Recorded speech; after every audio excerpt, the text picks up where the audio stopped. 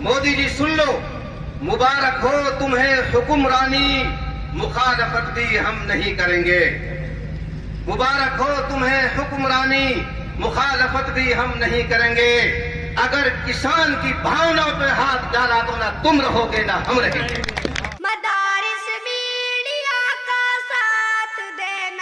अस्सलामु अलैकुम वरहमतुल्लाहि वबरकातुह। मैं मोहम्मद अनीस अशरफ उटावड़ी और आप देख रहे हैं मदारिस मीडिया यूट्यूब चैनल। नाजरीन, जैसा कि आप हजरात को मालूम है कि तकरीबन पूरे हिंदुस्तान में किसान महीना भर से अपनी मांगों को लेकर सड़कों पर हैं और लगभग दिल्ली को चारों तरफ से घेरे हुए हैं। इसी तरह राजस्थान व दीगर सूबों से चलकर आ रहे किसानों को हरियाणा सरकार ने शाहजहांपुर बॉर्डर पर रोक लिया। जब किसानों को दिल्ली जाने की इजाजत नहीं दी गई तो वो जवान हिम्मत किसान शाहजहांपुर बॉर्डर पर खैमा जन हो गए। और जब ये खबर मेवात व दीगर इलाकों में पहुंची तो अहले मेवात ने भी सोचा कि क्यों ना हमको भी अपने किसान भाइयों का साथ देना चाहिए। इसी फिक्र को लेकर जमीयत उलमा मुत्तहिदा पंजाब की एक मीटिंग मुनाकिद हुई, जिसमें किसानों के साथ कंधे से कंधा मिलाकर खड़े होने की बात की गई। गुज़िश्ता रोज इसी किसान आंदोलन को समर्थन देने के लिए एक काफिला 22 दिसंबर बरोज मंगल मौलाना हकीमुद्दीन अशरफ उटावड़ी, नाइब सदर जमीयत उलमा मुत्तहिदा पंजाब व मुफ्ती सलीम साकरस की सरपरस्ती व मौलाना अकबर साहब भादस की रहबरी में शाहजहांपुर पहुंच गया, जिसमें मौलाना हकीमुद्दीन अशरफ उटावड़ी नाइब सदर जमीयत उलमा मुत्तहिदा पंजाब का बयान तय किया गया। शुराका में मौलाना दिलशाद साहब कासमी, मौलाना मुस्तकीम साहब रूपड़ा का,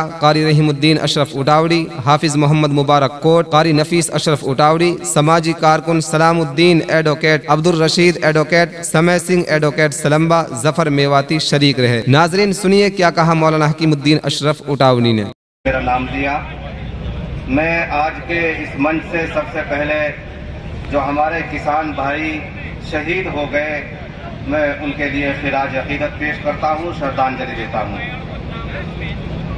दूसरे नंबर पर जो किसान देश के कोने कोने से जहां कहीं भी वो इस आंदोलन का हिस्सा बन रहे हैं, मैं उन सबको मुबारकबाद पेश करता हूं। तीसरे नंबर पर मैं ये कहना चाहता हूं कि इस देश के किसानों की हैसियत एक बाप की सी हैसियत है, जो कमा करके खिलाता है, न गर्मी को देखता है न सर्दी को देखता है, किसी मौसम को नहीं देखता। किसान इस देश का बाप है जो कमा करके खिलाता है, और सरकार इस देश की माँ है जो बैठी बैठी खाती है। और ये माँ जब कभी उल्टा सीधा काम करती है तो इसके जूते भी पड़ते हैं, तमाचे भी पड़ते हैं। इंशाअल्लाह एक वक्त आएगा कि बाप ने आंख दिखानी शुरू की है तो ये माँ सही डिगर पर आने की इंशाअल्लाह कोशिश करेगी। मुझे एक बात याद आ रही है इस मौके पर। एक बेचारा सीधा साधा आदमी था, बहुत सीधा साधा आदमी था।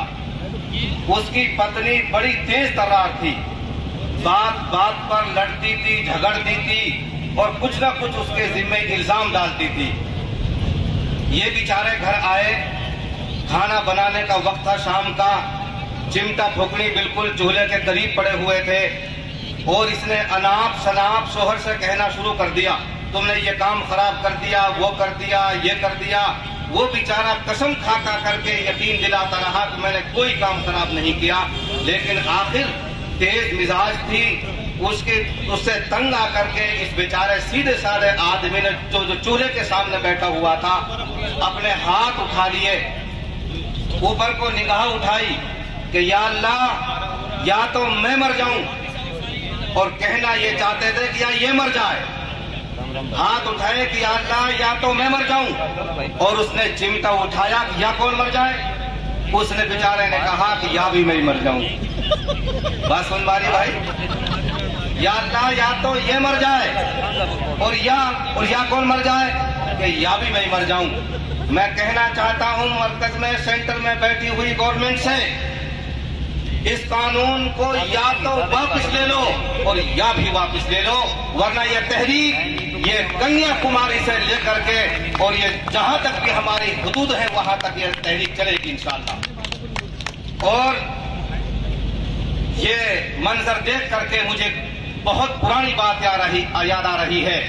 इस देश की आजादी के लिए जब हमारे पूर्वज कुर्बानी दे रहे थे, जेलों के अंदर बंद थे।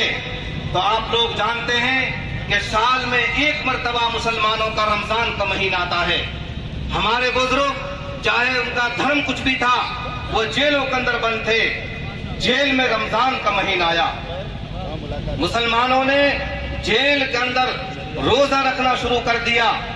हमारे हिंदू भाइयों ने जब जेल के अंदर ये बात देखी कि मुसलमान रोजा रखते हैं, दिन में न खाते हैं न पीते हैं, हम इनके कैसे भाई हैं, हम खाए पिए, इसलिए जेल में हमारे हिंदू भाइयों ने ये एक्ट किया, अगर मुसलमान दिन में खाना नहीं खाता तो हिंदू भी खाना नहीं खाएगा।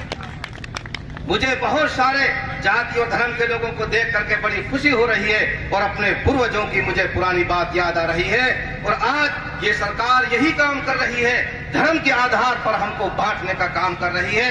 अभी हमारे एक वक्ता कहकर गए कि इसने और कोई काम तो देश के विकास और डेवलपमेंट के लिए नहीं किया, एक काम जरूर किया है कि हमको जातों में और धर्म के आधार पर हमको बांटने की कोशिश की है। मैं पूरे यकीन के साथ इस मंच से ये बात कह देना चाहता हूं कि इंशाअल्लाह क़यामत की सुबह तक इनकी ये कोशिश कामयाब नहीं होगी।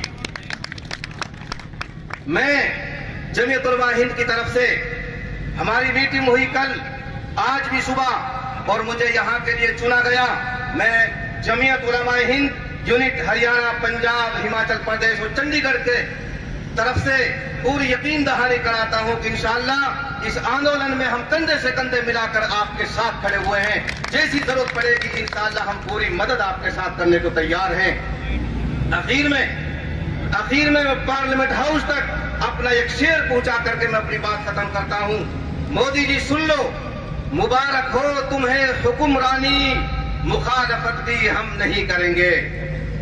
मुबारक हो तुम्हें हुक्मरानी, मुखालफत भी हम नहीं करेंगे। अगर किसान की भावनाओं पे हाथ डाला तो ना तुम रहोगे ना हम रहेंगे।